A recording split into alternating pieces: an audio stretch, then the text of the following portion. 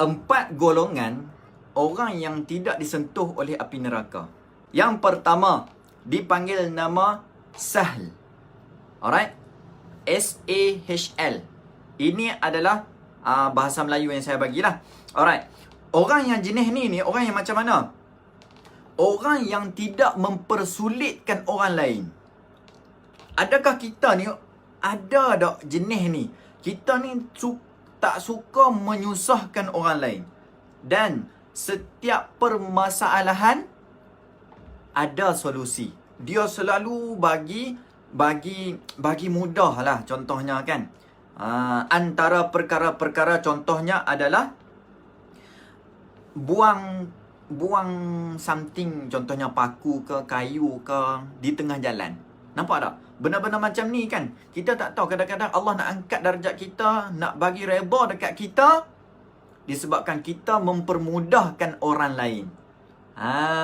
Dan juga tidak suka bercakap yang berbelit-belit.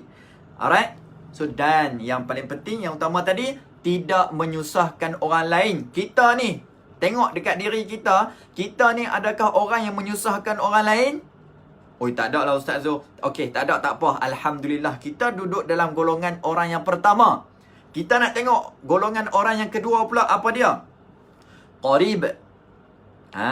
Qarib ni kita rakan karib kan. Okey, saya bagi tahu dekat ibu-ibu, ayah-ayah, tuan-tuan dan perempuan yang ada, sahabat-sahabat yang ada, dipanggil akrab. Mudah dibawa bicara. Mudah berbicara, tak sombong. Kita tegur pun, dia pun berikan kita dengan senyuman. Kita tengok muka dia rasa seronok. Adakah orang macam tu kita tergolong sekali macam tu? Ustaz, saya malulah kalau jenis macam tu. Bila nak bercakap dengan orang ni saya malu. Tak apa. Okey? Tak apa. Yang penting bila orang ajak bicara dengan kita, kita tidak sombong. Kalau kita nak mula dulu tu mungkinlah susah sikit, betul? Alright. So, bila wajahnya berseri-seri, orang kata apa? Suka memberi salam, suka menyapa. Alright. So, bukan dalam orang-orang yang terlalu sangat, dia ni agresif sangat ni. Assalamualaikum ni. Okey, joinlah MLM saya. Yang tu bukanlah. Yang tu dia nak berniaga. Tak ada masalah dia nak berniaga kan, tapi menyapa orang ni dalam keadaan kita mendoakan dia. Assalamualaikum. Waalaikumsalam. That's why salam itu wajib dijawab. Alright? Tapi nak memberi salam tu, masya-Allah, ibu-ibu, ayah-ayah, tuan-tuan dan perempuan, memberi salam itu sunat, menjawab salam itu wajib, betul? Tetapi alangkah besarnya pahala sunat. Bila buat perkara sunat, maka diwajib ke atasnya menjawab. Besar tak pahala sunat tu? Agak-agak lah. Itu poin yang kedua. Alright, golongan yang orang yang ketiga yang tak disentuh api neraka ni, siapa dia? Alright, layyin. Orang dia ni layyin. Alright, orang yang kalau kita belajar tajwid kan, maklin. Contohnya macam tu lah, lembut, lunak. Orang-orang yang jenis sopan santun, bertutur kata dengan baik. Kan? Bertutur kata dengan baik itu adalah yang perkara Nabi terapkan dekat kita. Alright? Dan tidak mementingkan diri sendiri. Okay? Alright? So, dekat sini paling penting adalah lemah lembut dan selalu menginginkan kebaikan untuk orang lain. Apa-apa sikit dia akan fikir, yang ni okey tak untuk orang contohnya orang kampung. Yang ni okey tak kalau kita buat macam ni? Okey tak untuk kita punya pekerja, contohlah kan. Yang ni okey tak untuk kita punya jiran ni? Kalau buat macam ni, yang ni okey tak untuk kita punya sekolah ni? Alright? So, yang ni golongan yang ketiga. Yang keempat, hayyin.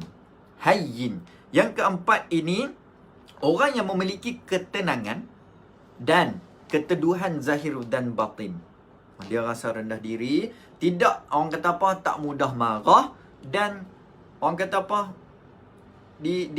dalam kata yang lain, penuh pertimbangan. Contoh, saya bagi tahu satu contoh. Berkenaan dengan ada masalah ke apa ke, dia suka bawa bicara dulu. Yang tu utama. Okey, kita cari jalan penyelesaian. Kita jangan terlalu nak gempar gempur. Nak gemburkan kan. Nak bagi sedap lagi cerita tu. Alright? Yang tu lah kita perlu elakkan supaya jadi benda-benda macam tu. Dan orang ni tidak mudah nak memaki hamun, ataupun dari erti kata lain, dia ni jiwa tenang. Sebab apa? Allah kata dah, ala bi dzikrillahi tatma'innul qulub, dengan hanya mengingatiku hatimu akan menjadi tenang. Bermaksud orang yang hayyin ni, golongan yang keempat ni, dia sentiasa ingat akan Allah Taala. Sebab apa? Hati dia tenang. Alright? So, ni dapat dari mana Ustaz Zul ni? Daripada Nabi Muhammad sallallahu alaihi wasallam bersabda, "Mahukah kalian aku tunjukkan orang yang haram baginya tersentuh api neraka?" Para sahabat berkata, "Mahu wahai Rasulullah." Baginda menjawab, yang haram tersentuh api neraka adalah orang yang hayyin, layyin, qarib, sahl. Okey?